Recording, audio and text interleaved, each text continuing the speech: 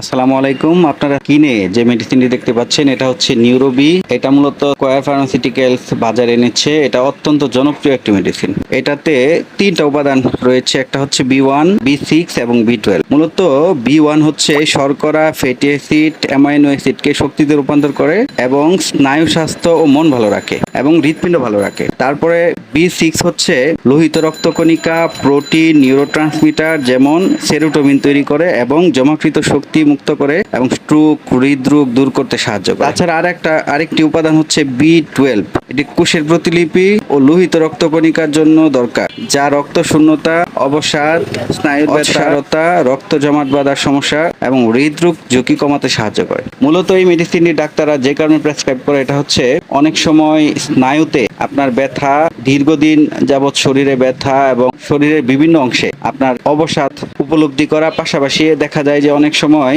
মানুষ তার শরীরে অনুভূতি থাকে না, যে কারণে আমরা এই মেডিসিনটি ডাক্তারে প্রেসক্রাইব করে থাকি।